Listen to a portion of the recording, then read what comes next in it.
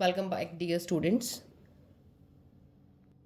आज हम डिस्कस करेंगे the fundamental unit of life class 9 to 11 दोनों के लिए इंपॉर्टेंट है, जो कि न्यूक्लियस के बारे में।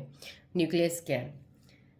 सबसे पहले हम पढ़ेंगे nucleus is a processing unit of cell. ये सेल की एक प्रोसेसिंग यूनिट है। एक सेल के अंदर ये प्रोसेसिंग कर रहा है, कुछ पूरी की पूरी एक प्रोसेस जो कर रहा है वो सेल के अंदर, वो न्यूक्लियस है। बिकॉज न्यूक्लियस के अंदर ऐसी इंफॉर्मेशन है जो कि आपकी पूरी बॉडी के ऑर्गन्स फॉर्म कर सकती है, आपकी पूरी बॉडी की मेटाबॉलिक एक्टिविटीज़ को, केमिकल रिएक्शंस को, प्रोटीन फॉर्मेशन की मशीनरी, सारे का सारा काम जो कर सकता है वो न्यूक्लियस कर सकता है। तो इसलिए न्यूक्लियस को बोलते हैं processing unit of cell.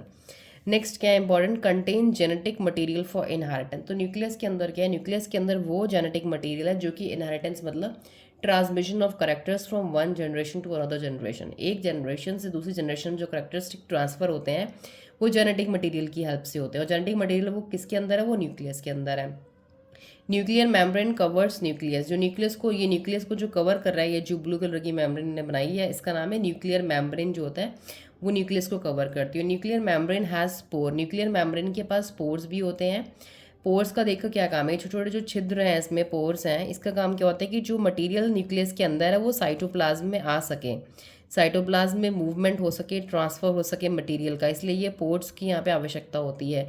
But ये पोर्ट्स जो मेन हमारा एक और काम करते हैं वो होता है कि न्यूक्लियस से आरएनए को ट्रांसफ़र करते हैं साइटोप्लाज्म में। क्योंकि जब न्यूक्लियस से आरएनए बाहर आएगा तो साइटोप्लाज्म में आके प्रोटीन फॉर्मेशन में हेल्प करेगा। Next important point about nucleus is brain of cell.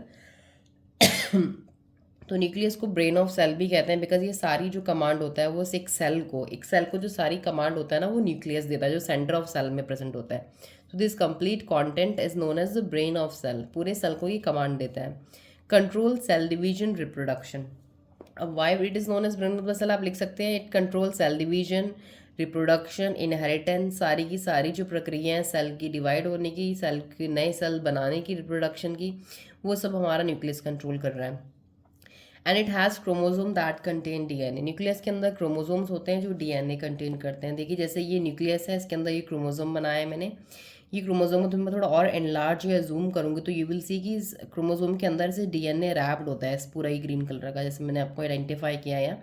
This is known as complete DNA. अब हम थोड़ा सा डायग्राम देखते हैं यहाँ पे। This is a cell, this is a nucleus. Nucleus के अंदर जेनेटिक मटेरियल है जिसको बोलते हैं हम डीएनए, क्रोमोजोम, जीन्स। तो जेनेटिक मटेरियल मतलब the material which carry genes, ऐसा मटेरियल जो जीन्स कैरी करता है। वो जीन्स किसके अंदर होते हैं?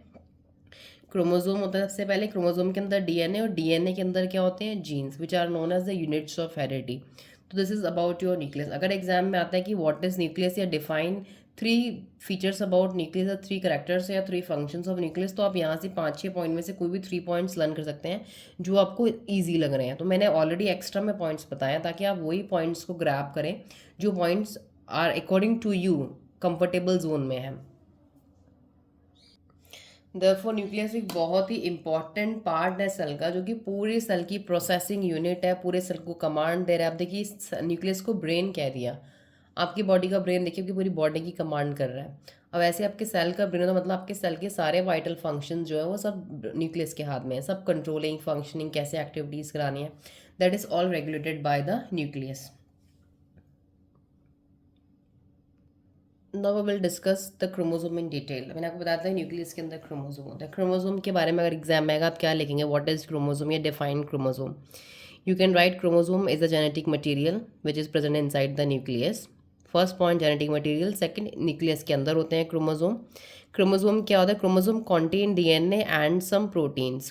क्रोमोसोम के अंदर कुछ डीएनए भी होते हैं, कुछ उसके एसोसिएटेड प्रोटीन्स भी होते हैं उसके साथ। कैसे प्रेजेंट होते हैं? They are present as thread. जब क्रोमोसोम थ्रेड की तरह प्रेजेंट होते हैं ना, धागे की तरह, तो उसको बोलते हैं क्रोमैटिन। तो ये क्रोमैटिन हो गया। जैसे मैंने ये न्यूक्लियस के अंदर ये बहुत सारे ऐसे रेशे दिखा दिए, ये क्रोमैटिन हो गया पूरा। जब ये क्रोमैटिन हमारा कंडेंस होता है, जब हमारे क्रोमैटिन लूज होता है, तो ये क्या बनाता है? क्रोमोसोम बनाता है, जिसे हम क्रोमोसोम कह रहे हैं अभी हम जो टॉपिक पढ़ रहे हैं। तो क्रोमोसोम हमें इस तरीके से दिखता है प्रॉपर स्ट्रक्चर में। This is appear during cell division. Cell division के टाइम पे ही हमें दिखता है, वरना तो हमें ऐसे कॉम्पैक्ट दिखता है, पूरा कॉम्पैक्ट मास्क बहुत। अब बार बार जब धीरे धीरे ये कंडेंस होता है तो हमें इस शेप में दिखने लगता है। Human cell contain 23 pair of chromosome. तो ह्यूमन सेल के अंदर 23 पेयर ऑफ क्रोमोसोम होते हैं, जिसे हम बोल सकते हैं 23 पेयर मतलब 46 क्रोमोसोम। हमारे हर सेल के अंदर 23 पेयर ऑफ क्रोमोसोम्स होते हैं। अब नेक्स्ट हम डिस्कस करेंगे क्रोमैटिन क्या है। तो chromatin is a thread like structure. जैसे ये देखिए क्रोमैटिन ऐसी थ्रेड लाइक स्ट्रक्चर है, अभी डायग्राम भी बना सकते हैं अपने पॉइंट्स के साथ साथ। Serve as genetic material, genetic material की तरह काम करता है ये inside the nucleus and it is present inside the nucleus. This is all about chromatin and chromosome. Next हमारा टॉपिक आता है साइटोप्लाज्म। साइटोप्लाज्म क्या है? Cytoplasm is the fluid inside the cell. Cell के अंदर जो फ्लूइड होता है वो साइटोप्लाज्म होता है। Give structure to cell and ये सेल को एक स्ट्रक्चर देता है, क्योंकि देखो जैसे साइटोप्लाज्म फिल है तो सेल का स्ट्रक्चर ही आएगा। साइटोप्लाज्म की शेप ऐसी होगी, फॉर एग्जाम्पल ऐसे, तो ये हमारा अमीबा बन जाएगा और साइटोप्लाज्म की वजह से सेल की शेप भी बदल जाएगी। Give and houses different organelles of cell, और ये बहुत सारे सेल की ऑर्गेनलीज का हाउस है, उनको अपने अंदर रखता है। जैसे कि देखिए endoplasmic reticulum, ER, mitochondria, ribosome, तो ये सब हमारे साइटोप्लाज्म इस मैट्रिक्स के अंदर रहते हैं सारे ऑर्गेनलीज। अब बात आती है साइटोप्लाज्म होता कैसे। ये सेमी लिक्विड होता है, जेली लाइक होता है। प्लेस फॉर केमिकल रिएक्शन, ज़्यादातर हमारी केमिकल रिएक्शन जो सेल की होती है वो सारी साइटोप्लाज्म में होती हैं।